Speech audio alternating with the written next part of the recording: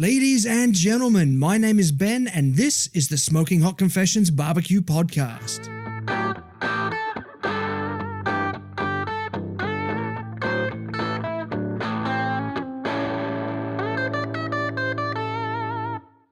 Hey family, I hope you're well wherever you are and you got that thin blue smoke rolling.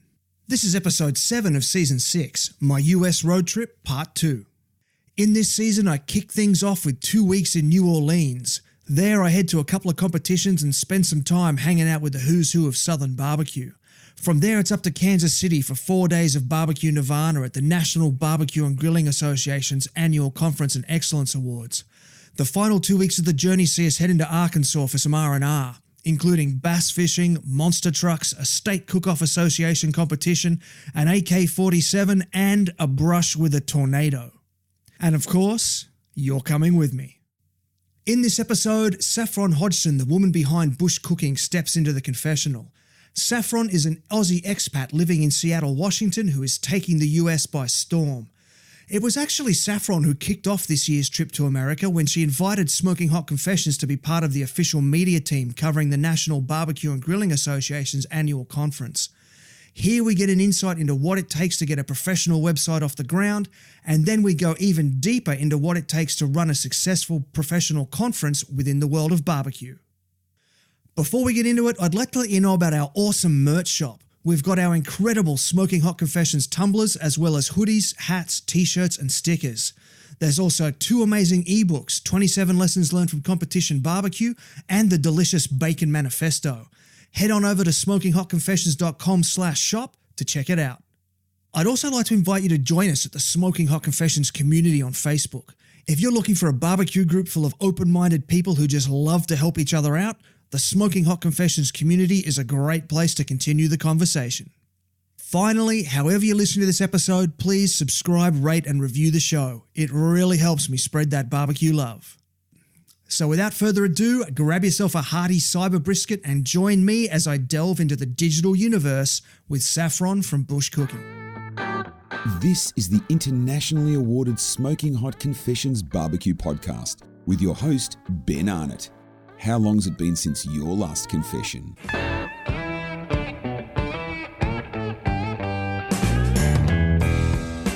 If you want good barbecue, you need good charcoal.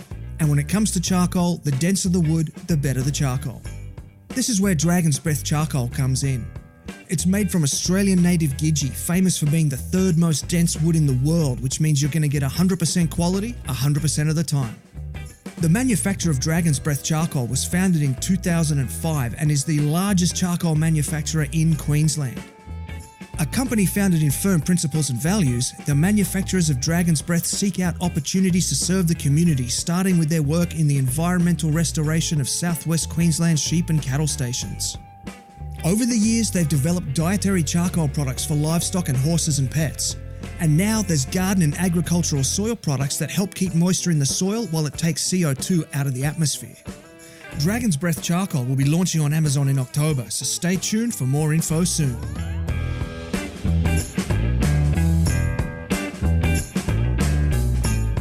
Alrighty, Saffron, thanks for taking the time to chat with me and welcome to the confessional. Thank you for having me. So the first question that I ask everybody that comes on the show is, what was the last thing that you barbecued for yourself? Actually, the last thing I made was a bourbon glazed ham for Easter. Oh, that sounds so good. It's actually one of my kids' favourites. He made me go out and get the ham, and we did it, and he was super happy. Now, if it's one of your kids' favourites, is it about the ham or is it about the bourbon? We'll go with the ham. Because they are teenagers now, aren't they? So they're about that age. They're getting there. I think they just know that there's a unique flavour in there they like, but they're not quite sure what that is yet. And then they get really sleepy.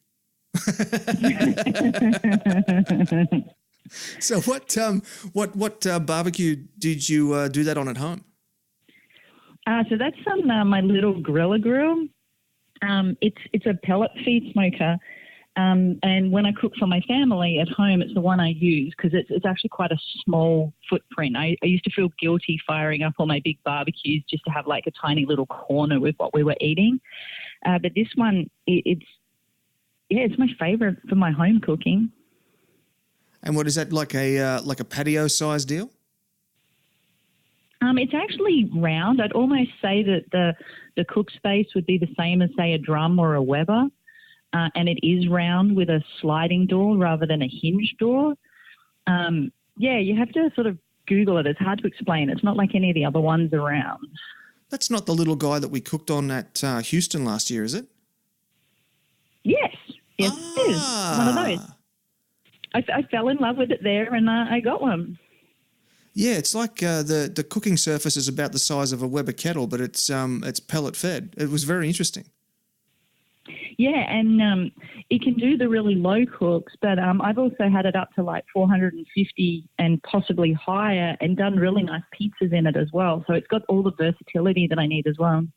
Oh, fascinating. Very cool. So, alrighty, so tell us your background with barbecue. How'd you get involved? I think I'm just going to have to say I always was involved with outdoor cooking in some way. I started so young. All the way through like Girl Guides in Australia, and then I started doing the scouting thing, and I used to do a lot of camping with my dad, like, a couple of times a month we seemed to be off somewhere. So I've always had that live fire cooking in my blood. And when I came to America, that's when I first heard of American barbecue. And so then I started with that. And it's sort of funny how I got into competition barbecue is because I saw it on TV and I ate it at the fairs, and then I started cooking it, and I had like this Australian mums group around to my house, and I'd made this like barbecue for the first time, and I shared it all to them, and they're like, "What do you think?" And they were all like, "Oh, that's amazing, and it's really good." And to this day, that was the worst barbecue I've ever cooked in my life. So I decided that I needed to find people that would tell me what they really thought. And because of the whole blind judging in barbecue, I started to get back really honest, brutal feedback. And I think that is how I actually learned to cook. Right, yeah, because I guess you got to sort of respond to that feedback and then course correct accordingly.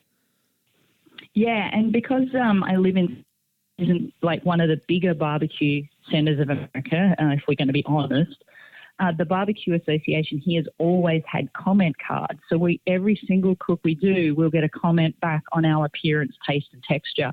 So it means as competitors, we can actually learn and get higher scores a lot quicker than if we just saw a number and we're trying to work it out. So if you've got a low taste score, you're like, oh my gosh, is that salt? Was it too hot? Was it too sweet? You sort of don't know which direction to go. But by getting those comments, it helps us improve a lot quicker. Absolutely, no doubt at all. Now, you're based out of Seattle, up in the northwest corner there, aren't you? Yes. So what sort of barbecue bodies are up there, are active in that region? So our prominent one is the Pacific Northwest Barbecue Association, which, funnily enough, is actually the second oldest sanctioning body as far as barbecue goes in America. And Paul Kirk was one of the founding members of that when he lived in this area. So it operates Washington State, Oregon, Montana, Idaho, and into Canada. That's sort of our footprint. We have gone a little bit further afield, but that's sort of how it works. And because barbecue is a little bit different here, this association helps with the people in our area. So our turn-ins are an hour always, not half an hour. The turn-in order is a little bit different. And the association itself helps the events a lot more. So if you think of traditional associations like the ABA and KCBS, they sort of put just the judging into a competition, where here we tend to put a competition into a whole event. So we'll manage all aspects of the competition. Right, okay. So you sort of blur that line between promoter and sanctioning body. Yeah, we have to. Otherwise, there just wouldn't be any events.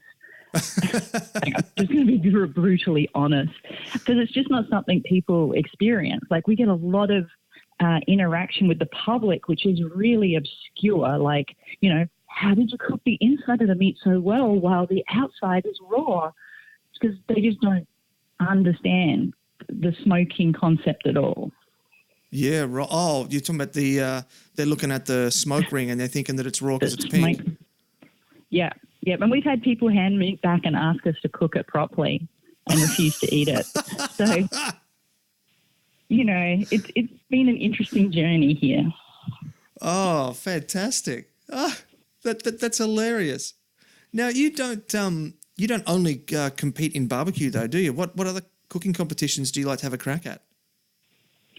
So my favourite one to compete in, and unfortunately there's only one in my area, is chuck wagon. So for those listening who's not sort of familiar with a chuck wagon, it's what the cowboys used to cook on when they went out and did the big cattle runs. So this association's founded around cooking everything roughly like it was the 1890s. And if you think of that as like their only rule, then everything falls from that. So half your marks actually come from the chuck wagon. So, you know, is it a good chuck wagon? Do you have a sword? Do you have a bottle of whiskey? Do you have the rifle? Is it all era correct? Is it being restored correctly? So that's one whole half of it, which obviously I'm very lucky that I have someone who lends me one of those. And then the other half's the food. So it's all has to be cooked like it was 1890 with ingredients that were available to cowboys. So I find myself continually having conversations like, sorry, the cowboys didn't have access to cans of tomatoes back then. And then somebody would be, well, actually, on the trail in 1967 from here A to B, they did actually have canned tomatoes. So the whole competition becomes a history lesson at the same time. So because of the sort of the time frame, everything's done in Dutch ovens. We don't use lump or briquette charcoal. I actually burn down wood to create the coals. So I go through about half a pallet of apple wood each year when I compete. Oh, wow. And there's 5 turn-ins. So they're meat, bread, beans, potato, and dessert. And all 5 of them get turned in at exactly the same time. So basically, you've cooked this whole meal for your cowboys, and the first serve goes to the judges. And when you're competing in this, you are actually genuinely cooking for, and in my case, cowboys. So I've cooked for between 50 and 100 on Dutch ovens, and the first serve goes to the judges. I'm just trying to do the math in my head. Cooking for 50 to 100 cowboys in Dutch ovens using charcoal that you've burnt down yourself. Like you must have a huge cooking area there. Yeah, it's just on a grass, and we've got the chuck wagon. I think when I cook for the 100, we use 21 different Dutch ovens. But there's some really big Dutch ovens here called Maccas, which somebody lent me because they're actually a collector piece. But I can cook for 100 for beans in one of them. They're so huge. And one of my friends here actually has a Dutch oven where they've got a rigged pulley system that they have to use to lift the lid off of it because it's so big. So that whole world of outdoor cooking in America is also really different.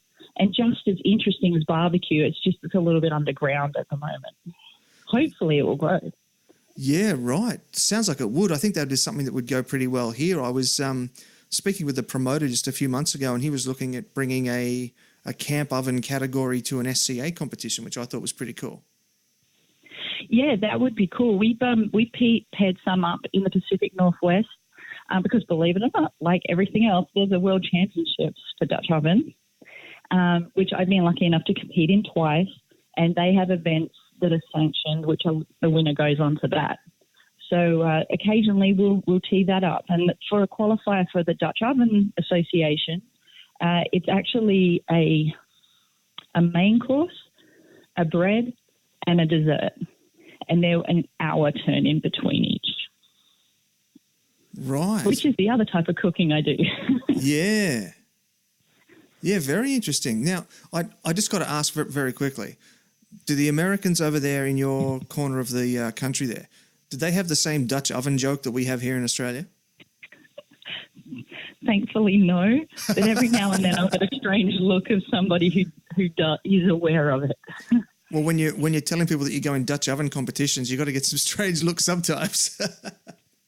Yeah, but the problem is if I say camp oven, which is what we call it in Australia, it means something completely different again here, so people just get confused. So, always sniggering.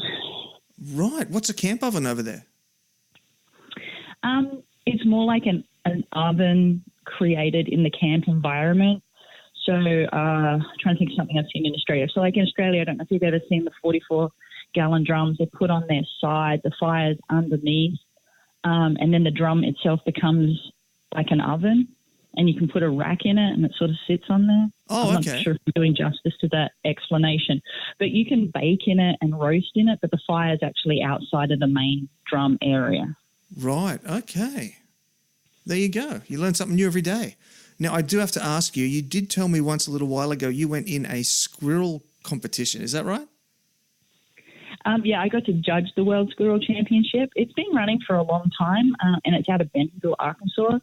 It's a really amazing event if anyone gets a chance to go. What does squirrel taste like? That's what everybody asks. So my answer to it, it's not really an answer at all, is everything I ate tasted like it was meant to taste. So somebody did squirrel meatballs with a pasta, and it tastes like meatballs and pasta. So as people take the meat and adapt it to a dish, it's not overpowering anything, if that makes sense. So I think the most squirrelish dish I had was a variation on chicken and waffles. And I don't know if chicken and waffles have hit Australia yet, but it's like they call it chicken fried, but it's like a battered chicken. So in this case, a battered squirrel. So they would have had to spend a fair bit of time tenderizing that squirrel to make that work, and then they cooked it and it's served on waffles. Wow. That sounds pretty cool. And interesting that it's not sort of gamey like a goat, for example. I think I've learned way too much about squirrels. If you catch them at the wrong time of the year, the flavours can change a lot. So if you sort of catch them in the spring, or you hunt them in the spring when they're eating a lot of fresh growth and green leaves, they taste a lot better than if you get them, when it's sort of in the winter and they've been having to sort of eat bark and some of those other foods. So the flavour can change a lot through the life cycle, a little bit like barramundi, I'm guessing. Yeah, that makes a lot of sense. I guess the more nutrients they have in their system, the more better conditioned the meat would be. Yeah. Now, for listeners who may not be familiar, you're the founder of Bush Cooking. How did Bush Cooking come about? So bush cooking has actually been something I've wanted to do for a long time. I initially registered it in Australia and was doing catering, like outdoor remote catering with it, just a little bit sort of on the side. But in 2000, I actually started collecting content for a book or a website. I wasn't quite sure where I was going with it, but I sort of had the passion. So it was always in the back of my mind. When you get like free time, you start working on something, and I'd research something a little bit more. And eventually I'm going to guess 2016. See, I can't even remember how old it is. I finally did it. I finally just, my goal was to take 6 months off of work and get this site built, get some of the content in there that I wanted, get it all, the structure set up, and then go back to work. As it turned out, I managed to not work for 13 months before I found the need that I had to go back to work, and I ran through the budget that I sort of allocated for that time, and it's sort of been plodding along ever since. That's awesome. Most people usually go the other way around. They budget for 13 months and only make it 6. Yeah, it was an interesting time. I was being very frugal. Yeah. Now, I got to ask you something my mum asks me every time I talk to her. How are you going to make money from your website? Yes, that's like a super good question. So before I did take the leap into doing this, I did research a lot. So the International Food Bloggers Conference. I go to that regularly, and they periodically, I think it's like every 2 or 3 years, do a study of all the people who have blogs and food websites. And I read a lot of this, and it gave me a real grounding in what I was getting myself into. So I'm not sure if these are correct or not, but this is how I remember it, and what motivated me is only like 3 or 4% of all people that have food blogs or food websites actually make enough income for it to sort of sustain them without having to have a second job. And even then, when they're doing this, they have multiple streams of income, like up to 7, and very few of them actually are the website. So you could say that the website is the biggest, most expensive the biggest, most expensive business card you could own. And I've sort of used my website to build my personal brand, and then that's where I make the money from. So people get me to teach, I run classes, do demonstrations. I still do the competitions. Occasionally I can make a little bit of money out of that, but I don't think I'm serious enough anymore. I've written articles for a few people. I do a little bit of consulting. So it sort of all adds up. Yeah, right. Yeah. I'm a little bit depressed now that only 3 people make a living out of their websites. It certainly explains why I'm still working full time. Yeah, I mean, it's an interesting and highly competitive world. I mean, Google's like, we know how it manages the World Wide Web, and it's got all of its SEO that people talk about. But my website in particular is very recipe-based, and recipes are so common. Like, there's literally millions of sites which have a significant recipe component, that Google has a whole separate stream of optimization rules just for recipes. Really? So, so like, it's, for me, like when I was setting it up, I knew this, luckily enough, because I worked for All Recipes, which I literally only went to the job interview because I knew I wanted to start my website. I didn't actually think they were going to employ me.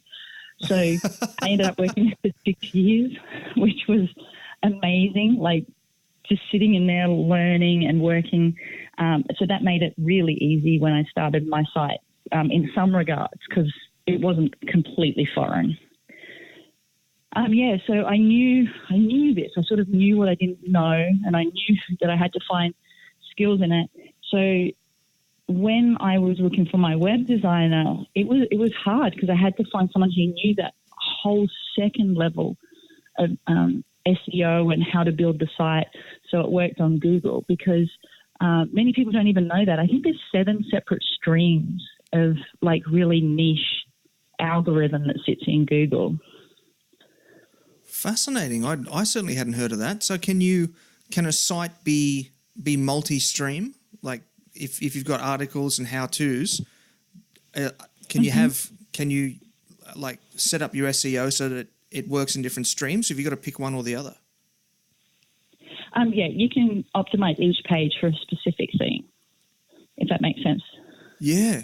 Oh, excellent. I'm going to have to spend about the next 3 months going through and rebuilding my own website again. A lot of it's just tweaking. It's not like a rebuild, like a complete rebuild. It just depends what you're trying to do with your website too. And it comes back to your business model. So, so when I work for All Recipes, for example, their business model is almost all of their page views come from SEO. You'll notice if you're in America that you almost never used to see any advertising at all. Like you'd never see, come to our site, and it would never flash up on your page or anything. It was a full SEO-driven model, which is what I was working with when I was there. So when I started my business model for my website, I had like an SEO component, but it might have been only a goal of 50% of my viewers come from SEO. And then the rest of my viewership was divided between, say, social media coming in. So I have a really strong Pinterest, which is interesting because it's not one that most of us do. Most of us are focused on Facebook and Instagram, which may be why I'm doing so well there, because there's just not very much content. And then the third area was like the direct traffic, which is what I get when I travel around and do events, whether I'm competing in them or running in them or doing presentations. That's building up the brand of bush cooking as well. So it's like there'll be a lot more people who come to bush cooking and say that they're there because they've met me or seen me or eaten something I've cooked, where like a model like All Recipes, it's just found through searching something. Like, oh, yeah, every time I search, I get an All Recipes recipe. So that's sort of like the difference. So you sort of need to know how you're pitching your website and what you're trying to get out of it, if that makes sense. Wow. Yeah, there's some good advice there I'm going to have to unpack once we're off the air and work out what I'm going to do to set mine up properly. Now, speaking of getting around and seeing different people and meeting different people, I was watching Backyard Barbecue Wars on TV there last Sunday, I think it was, and I noticed that bush cooking got a big shout out at the end of the show. What was happening there? Yeah.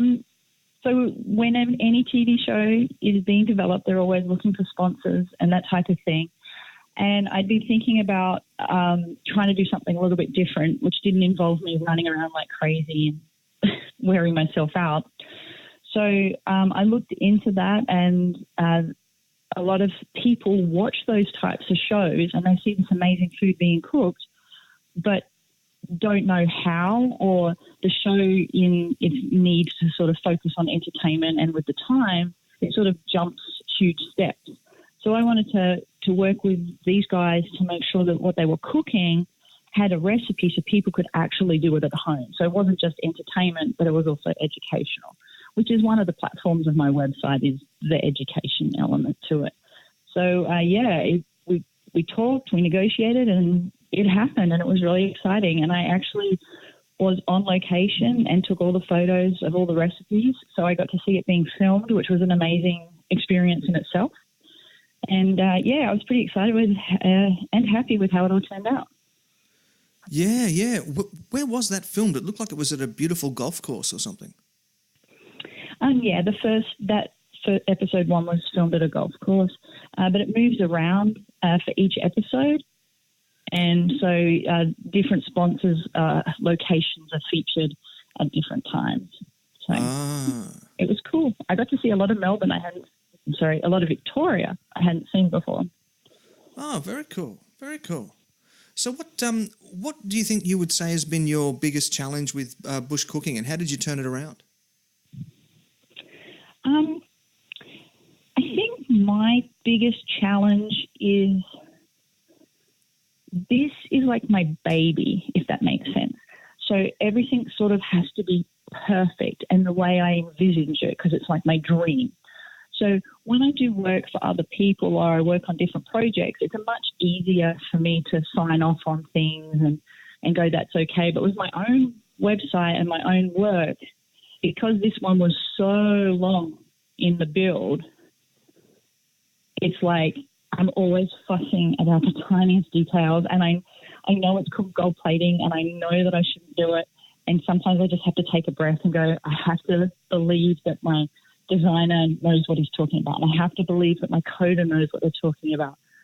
But I'm always trying to make it perfect. So, which is a big risk with small businesses and entrepreneurs. Like, sometimes I'm envious of the guys that just look at the numbers, look at the money coming in, look at what people want, and just follow that, because they have much quicker growth in their business. But for me, this is a little bit more like a passion, and,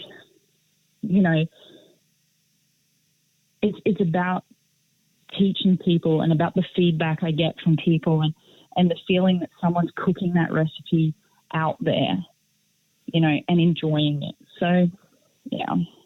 So it's separating the emotional side from the decision making. Yeah. Interesting.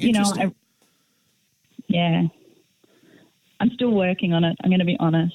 I write a lot of lists and I do all the academics around it, but then every now and then I'll look back and I'll go, what happened in the last 3 weeks? Like, all of those decisions were made emotionally, not based on me making sure I'm going to have a check at the end of the month, if that makes sense.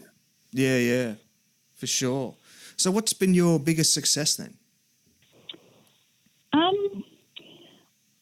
I'm not really sure. I don't know if it's because I'm a modest person. But I was about to say that's a very Australian answer. Yeah. I have to say that I've personally been pleased at the growth that it has had. And I did manage to, because, when you build a business plan, you sort of write a 6-month goal, a 12-month goal, and where you want to be with your KPIs. So when you're talking about website KPIs, it's page views, visitors, time on the website, bounce rate, all those types of things.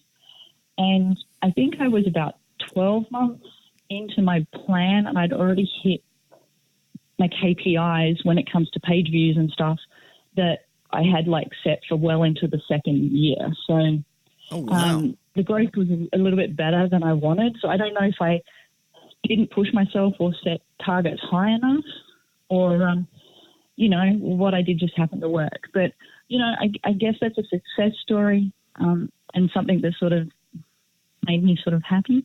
Yeah, absolutely. So what do you got coming up in the future? So I've actually got a couple of projects on the website continuing to try and make it perfect. I'm not really happy with the way it prints recipes right now. So I've got a project where we'll be improving the printing, because as an outdoor cooking website, I don't think people should be taking their phones and tablets out to the bush. So I'm trying to get a better printout. So, you can take it, scouts can take it on camps and they can cook things. So that's a big project.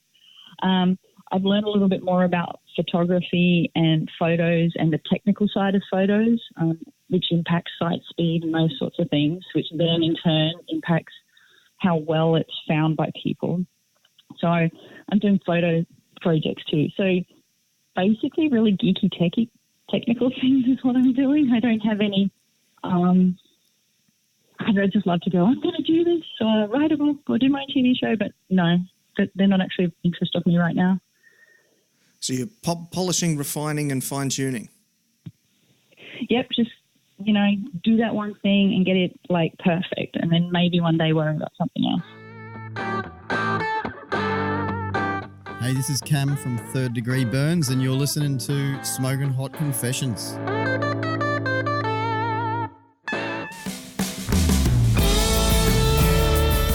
If you're looking for your next barbecue, smoker or grill, JAGRD Woodfired has got what you need. Owners Julianne and Glenn are multiple award-winning barbecue competitors who've even travelled to the US to compete at the World Barbecue Championships in Houston, Texas. Based out of Perth and shipping nationwide, JAGRD is one of the largest pit builders in the country and has an ever-growing lineup of meat cooking machinery. Not only do they have their now famous smoker ovens, they are also producing incredibly efficient gravity-fed cabinet smokers and some of the most stylish Asado grills you're ever going to see. JAGRD is also well known for amazingly detailed custom work, ranging from backyard designs all the way to installations in commercial kitchens. Proudly Australian designed, owned and manufactured, you can find out more at jagrdwoodfired.com.au, spelled JAGRD. Once again, head to jagrdwoodfired.com.au, spelled JAGRD, to learn more. Alrighty, Saffron, it's time to get into the nitty-gritty. So for this second segment, I want to get into what it takes to put on a professional conference.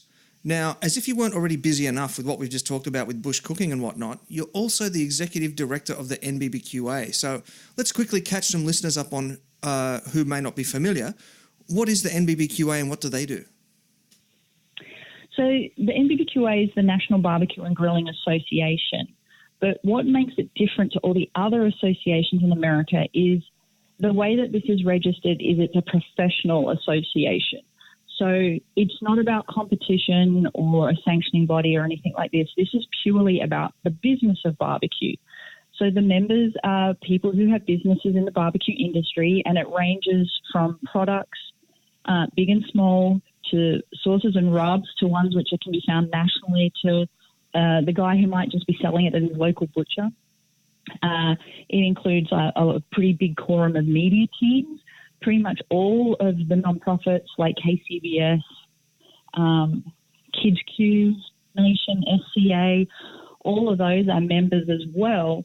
And what else? Restaurants, everything to do with the business of barbecue. And so the goal of what we're doing is to try and help each other and actually raise the quality and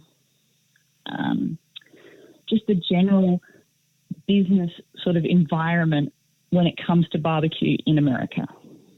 Right. So sort of, I guess, modelling off the community that we see between competitors and sort of trying to develop that sense of community amongst the broader business scene.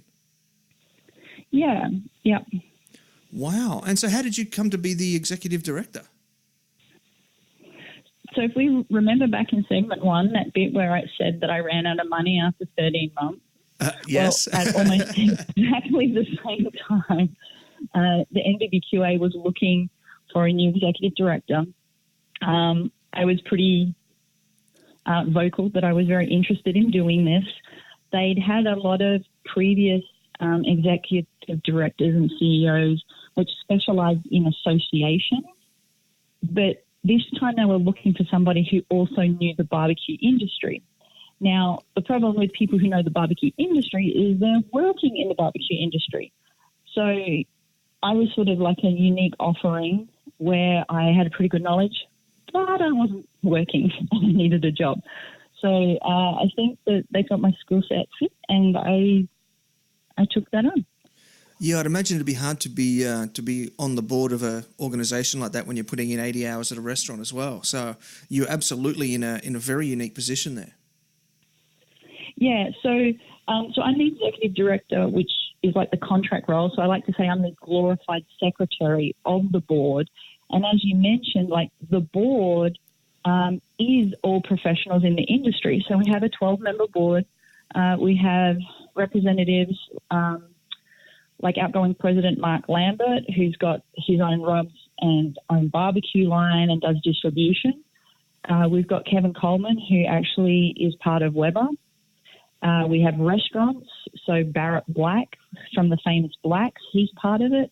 Yep. So the whole industry is represented, but these guys all have a business and as well. So amazing that they actually volunteer so much of their time to help the industry as a whole. So it's a pretty special group of people. Yeah, so that's absolutely true what you're saying there. The that input, sort of taking their wealth of wisdom and knowledge and then volunteering that to for the betterment of everybody. That's very very gallant and very notable there. That's fantastic.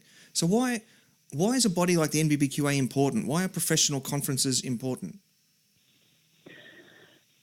So when you've got a business of any sort, it's really easy to feel alone and to sort of get stuck by yourself working on the business.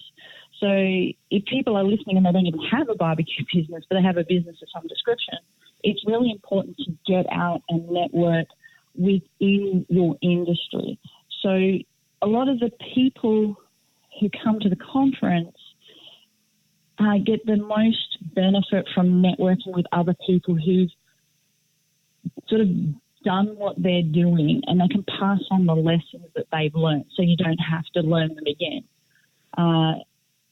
I've just got so many examples going through my head. But I remember Dave Raymond from Sweet Baby Ray's. He did a presentation about their restaurant talking about the serving size of their fries and how they went from just sort of doing it by hand to actually measuring it. So they were actually giving the same amount that they were advertising on their menu, only to discover that all this time they'd been over-serving the fries by so much that the seller of the fries, like their retailer, came and actually asked them if they'd started buying their fries from somebody else because they had dropped back so much. Oh, wow. And he was explaining the morals of the story was all about like watching every cent and where it goes and every part of your business, from dripping taps, like how much does that actually impact you, to over-portioning.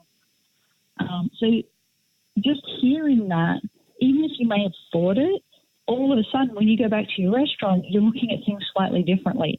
And you don't feel like, oh my gosh, I've done something wrong or I made a mistake. You go, oh, somebody else did this too. I'm not alone. I'm going to call them up and ask them, because now I've got this similar problem. Maybe they've had that issue as well.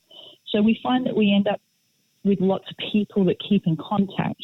So there's a lot of guys at the conference who'll say, I'm here to support the next generation, because when I was starting out, Mike Mills helped me, or Linda from the shed helped me.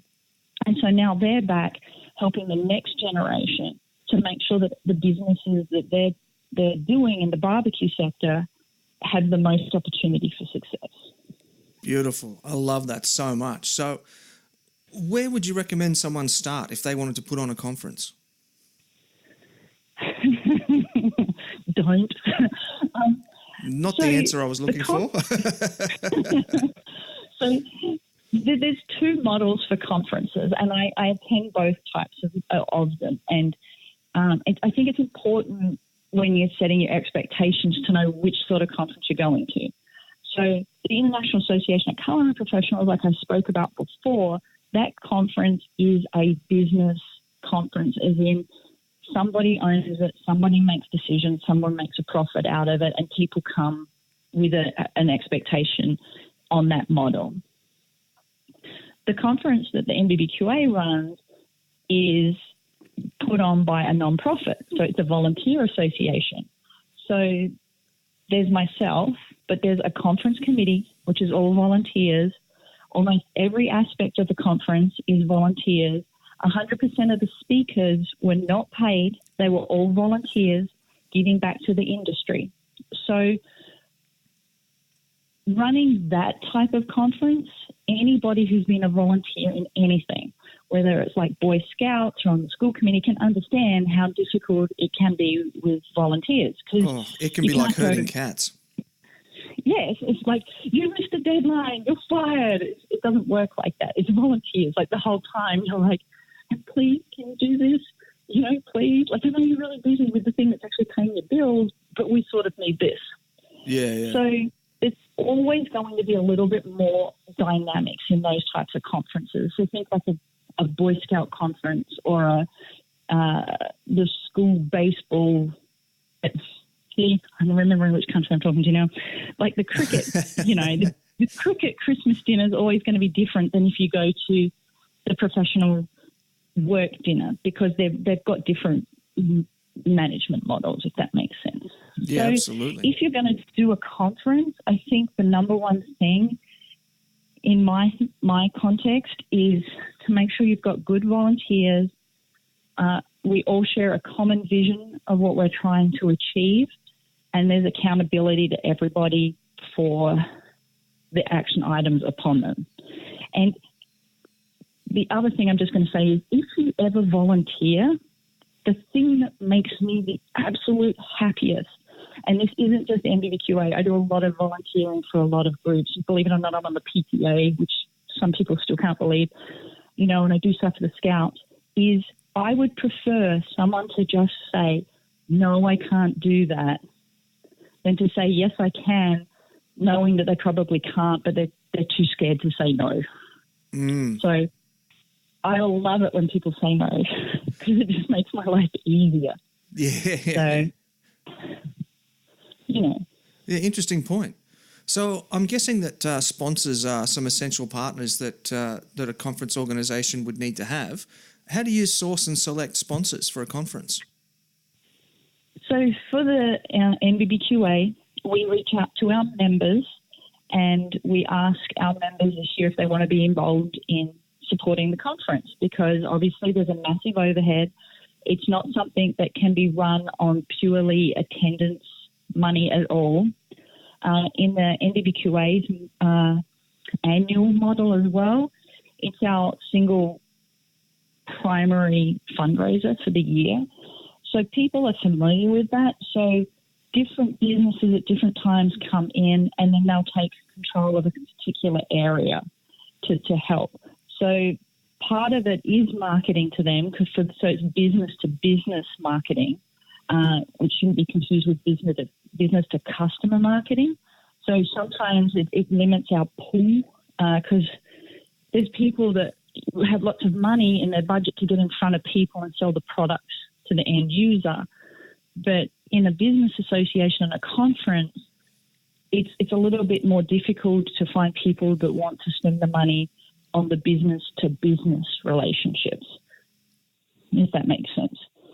So it's a little bit of a different sell, and it's also making sure that they understand that, because like a lot of the conversations will always start with, well, how many thousands of people am I going to get to talk to? And it's like, no. It's like, how few important people are you going to get to talk to? So that's sort of the thing that sort of means it sort of limits us in some ways, but it also is what we're all about. Yeah, I guess it's a fine line. When you're looking for sponsors, I guess some businesses are going to be looking for, say, just to choose one, say a charcoal company wants to get in front of, Joe Smith from down the street and all the Joe Smiths from all the streets to sell charcoal into their backyards. I guess you've got to kind of look for the sponsors who are going to want to sell their products to other businesses who are going to use those products. Yeah, there are some sponsors that we have, though, that just want to put money into the association. So they'll sponsor an element knowing it's more about giving back to the industry that may have helped them along the way, or just to keep their brand name in front of the industry. So if someone asks me which restaurant to go to, for example, for something, the fact that I spend so much time and I'm really familiar with the members of the NWQA, it makes it easier for me to talk about their restaurants. Like, oh, I just heard they did a restructure, or they just redone their menu, or, they just hit 500 restaurants, or, because we share a lot of information amongst members, I get to see their achievements as well. So by putting your brand name out there and getting it in front of other people in the industry, it helps them in a different sort of way. Absolutely. So I guess the next question then has to be the venue. What do you look for when you're looking for a conference venue? So I inherited this venue when I took over.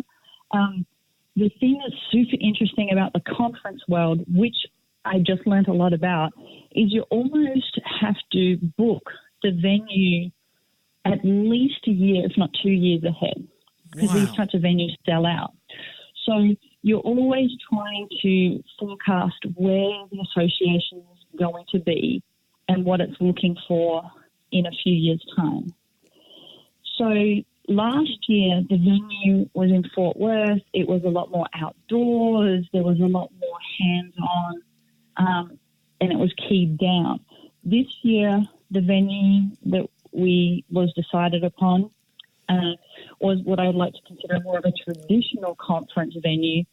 So right in the middle of Kansas City, downtown, very fancy hotel, beautiful facilities, but all of a sudden the money that people are paying is going into this beautiful environment, and it's not going so much into the content or the things around it.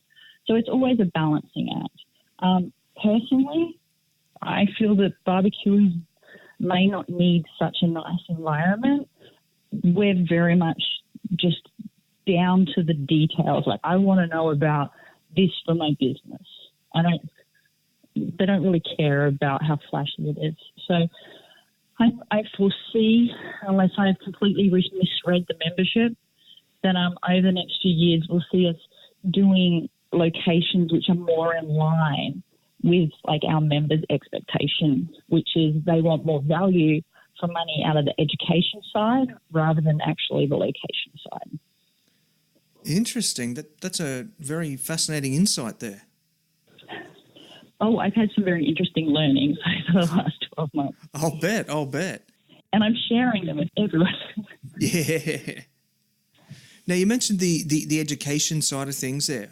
What do you look for when you're looking for presenters? So this year what we did is we put out a call to all of our members, and they could pick a topic 3 ways. One, they could nominate themselves and a topic, which is fairly traditional. 2, they could nominate somebody else and what they wanted them to speak about.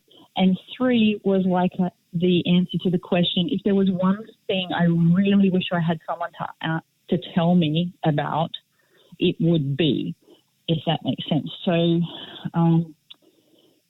one of those questions was a HR question, and I searched high and low and I couldn't find someone to answer that particular HR question.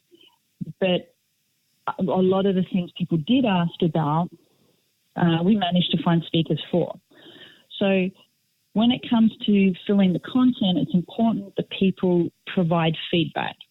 So if you want a particular speaker at our conference, you just need to let us know and we'll put it on a list. Now, the other thing is, from that list, not all of the topics and the people could make it to the conference. Like, they may have been busy. I think we had 3 different people filming for different TV shows and stuff during that same week that we would love to have had as speakers. We keep that, and we're not going to make you wait until the next year. But we have, like, every Wednesday an educational session. So we're in the middle of revamping that. It's been like a phone call for quite a while. And then we explored the option of doing a podcast, which is sort of becoming a saturated market. Podcasts like yourself now have such a good following. Like, I don't know why we would want to go into competition with you. So we're going back to a more traditional association model, which is the webinar. So we can put up PowerPoints, we can be educational, people can ask questions. And so we're in the process of, like, testing the different technologies to do that right now, with the goal, fingers crossed, of it starting in May. And then we'll start to bring in all of those topics that people wanted that we couldn't get into the conference for a variety of reasons, and get that information out there as soon as possible so you don't have to wait till next year. Yeah, well, do make sure that you keep me in mind for that, because I'll be all over that. That sounds fascinating. Yes, I'm looking forward to it. Yeah. So what do you think has been the biggest challenge in organising a professional conference, and how did you overcome it? I think we sort of touched on it already. I think the biggest challenge, I'm going to just go with the general membership expectations, if that makes sense. So it comes, like, in a few different ways. Like, some of the members expect it to be a really fancy professional conference that would cost us, like, hundreds of thousands of dollars to organise to meet that expectation. Then we have a lot of members that love to tell me everything that I could do better, most of which, just for the record, I know before you tell me. But the problem is I'm just one person, and I'd love to do, like, way more than I already do. So it comes back to the volunteers, so the members giving back. So what I love is, and this does happen, is when a member comes to me and says, "Hey, Saffron, I noticed at the conference this year that," I want to pick something random, that we didn't have potted plants on the table. So I'm going to coordinate that for you next year so every table has a potted plant on it. So coming back to a non-profit as a volunteer, not just with a problem, but with the solution all the time to actually help resolve it, is really, really good, because I can guarantee that it's very rare that anyone has a suggestion or something that I don't already have on my list, which is like number 100 past what I can personally achieve. So the whole time is a balancing act for me. It's the first time in my career I have every night gone to bed wishing I had more time so I could cross more things off my to-do list.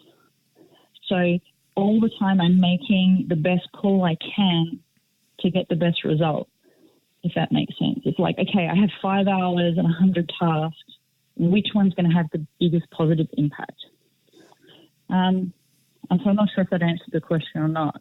No, it does. It does. You've, from what you've said, it's basically managing expectations within a volunteer environment where you can't necessarily hire, fire, promote, give raises, all that sort of thing, which you would in a traditional business model. Yeah. Yeah. So, yeah, that's it. Cool. It's an interesting dynamic. Yeah, no doubt. And fraught with lots of potential toes to step on and then navigate all those things as well that comes about from that. So what's been the best thing about it all? The best thing about everything is seeing people who have improved their business because of what they learned or the network that was created. So when I run into somebody, say I'm in Memphis in May next week, and I was like, Saffron, I went and I did this session, and I went back to my restaurant and I implemented it, and it's made things so much better. I would never have known that without having come to the conference. I think that that's the true thing that keeps me going all the time, is hearing like all the positive things that the association is doing to all levels of businesses in the barbecue industry. Yeah, that feedback's got to make you feel good, for sure. So if a listener out there was looking at putting on their own conference, what would be your top 3 pieces of advice for them? Let's flip this question. But the top 3 things that people should do to get the best out of the conference when they attend it. I'm going to flip it.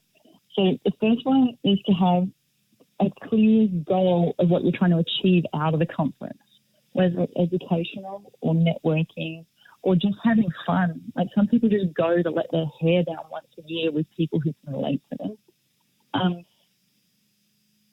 2 is plan how you're going to spend your time. If you want to spend one-on-one time with somebody that you only get to see once a year here, make sure you organise it so it actually happens, because it's really easy for people to just go in a million different directions. So if there's someone you want to talk to, even if you don't know them, you can contact someone on the board or myself, and we can help do introductions. I felt like a matchmaker at the conference this year. I did a lot of introductions to people. But that's one of the main points. That's what we're here for. And then the third piece of advice to people when they attend is to make sure you follow up afterwards. So if you've met somebody, if you've seen a presenter that's really good, if you had more questions for someone, just reach out and follow up, whether it's through LinkedIn, which I think is something that's not used nearly enough in our industry, or you're more comfortable with email or Facebook. Definitely close out that loop after the event. You'd be so surprised. I've heard of people that have ended up going to someone else's restaurant, working there for free for 3 weeks to basically get on-the-job training just from a contact they've met at the conference, because they were wanting to start their own restaurant, or they wanted to see how another restaurant worked to improve their own. So you never know what the follow-up's going to lead to. Got a project you'd like to work on with the SHC team? Shoot Ben an email on ben@smokinghotconfessions.com and let's have a conversation. Founded in 2016, the family-owned Fired Up BBQ is the barbecue caterer you've been looking for. This is American-style barbecue at its best. All meats are smoked in a traditional wood-fired offset smoker. This ensures only the most authentic barbecue experience for your festival, wedding, birthday party, or corporate event. With one of the most impressive trailer smokers on the road today, Bob and his team are based in Sydney but have been spotted as far afield as the Gold Coast, Melbourne, or even Adelaide. In fact, their barbecue was hugely popular at both Sydney and Melbourne meat stocks. In addition to private catering, Bob also offers a barbecue school. This great fun half-day course is suitable for beginners through to intermediate level barbecuers and includes an all-you-can-eat barbecue lunch. It is perfect for corporate team building events or as a special gift for that special someone. To find out more and book Fired Up Barbecue for your next event, head on over to firedupbbq.com.au. That's firedupbbq.com.au. Alrighty, Saffron, it's time for segment 3, the lightning round. I'm going to throw 10 quick questions at you and you can hit me back with one word or one sentence. How does that sound? That sounds great. Alrighty, so brisket, fat side up or down? Depends on the smoker, but down. Chicken, breast, wings or thighs? I've always been a breast person. And pork ribs, St. Louis, baby back or spare? Baby backs. I didn't even know there were other types until I moved to America. Fair enough. Sauce then, on the meat or on the side? I like a watered down sauce glaze on my meat, but not thick. So not drizzled on it to serve. If it's to serve, it's on the side, but I like it glazed. Oh, interesting. All right, money muscle, fantastic or overrated? Overrated, mainly because I don't think I know how to do it properly. Well, let's drive the interest down on money muscle, and maybe we'll see it disappear.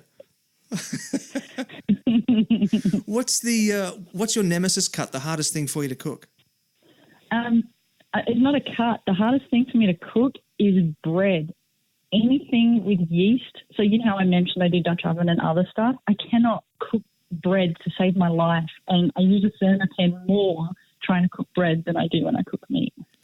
Oh yeah, because I guess you'd have to use live yeast in the cowboy way, wouldn't you? Well, normally they don't like you using yeast very much because it would just die on the trail. But the hardest thing with cooking any sort of bread outdoors is the temperature control, because you've got wind and you've got sun, and breads just need like that stable, warm temperature, which can be lost really easily. Oh, okay. What's one tip or trick you wish you'd known sooner? Knowing how to read the meat. What about the future? What do you think is going to be the next trend in barbecue? I think we're going to see traditional barbecue and what I'm calling gourmet barbecue become more independently recognised. And I'm going to harp on this one a little bit. I think it's unfortunate at the moment that we're seeing a lot of really good third-generational traditional barbecue restaurants not ranking high in commercial, like, top 10 barbecues, because everyone's leaning towards this new gourmet type of barbecue. But we've just got to not forget where barbecue came from, and just remember that these guys are like still hammering out amazing barbecue. Even like the newer, younger generation are doing some amazing things as well. What do you consider to be gourmet barbecue? So if you think about the traditional joints, they tend to be fairly casual, lax. A lot of them are trays. You pay by the weight. They're starting to see a lot more sit-down restaurants now where the food's served to you, where there'll be like pomegranate glazes with like, you know, some fancy vinaigrette slaw. And it's wonderful. And I shouldn't say it in such a negative context like I just did, because it's really good, but it's just very different. Ah, gotcha. Okay.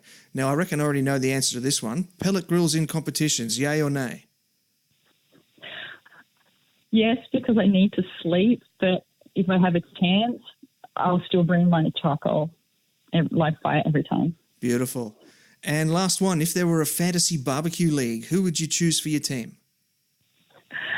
It's so funny. I actually asked my youngest, who's 9, this, and he put together the best party team ever. They would never win anything in a million years. I don't know if I have a fantasy barbecue league, just because I've been able to cook with so many amazing people, but it's all about teams. It's not about individuals. And I feel like, you know, I'd love to work with a team and their dynamics. And I pretty much have cooked with most people I want to cook with. But to pull out individuals for like a dream league, I just don't think it would work for me. Ah, alrighty. Kind of debunks my whole question, but that's cool. I didn't want to upset anyone. Fair and enough. If anyone wants to dance, they should ask him, because it's actually quite hysterical. Okay. As long as it hasn't got Pitbull in it, I'm fine. Well, look, that's a wrap for this episode of the Smoking Hot Confessions podcast. So I'm going to turn the studio over to you now. So give us some shout-outs, whomever you'd like, and tell the listeners where they can track you down on the interweb. So just bushcooking.com. That's where I live. From there, you can find links to everything else to do with me, Facebook, Twitter, and everything. I'm continually traveling, so I hope I run into all of you at some point. If you see me, don't feel bad about coming up and saying hello, and I can't wait to see everyone in Australia when I'm back this August. Ooh, looking forward to that. Well, look, once again, thanks for taking time out of your busy schedule to be part of the show, and best of luck with all your plans for the rest of the year. Thank you so much for having me. And there you have it, family, a behind-the-scenes tour of a successful barbecue website and a profitable industry conference. Much respect and thanks go out to Saffron for coming on board the show again, and I'm already counting down the days until next year's conference. Before I let you go, I want to remind you about our killer merch lineup, the Smoking Hot Confessions community on Facebook, and if you have a minute, it'd really help me out if you could subscribe, rate, and review the show. The ratings and reviews trigger the algorithms and make Apple distribute the podcast further and wider, so they are really important and very much appreciated. And that's the end of the show. Till next time, take care of each other and keep on queuing. Thanks for listening to the Smoking Hot Confessions podcast. Head on over to smokinghotconfessions.com for recipes, tips, and Ben's own confessions.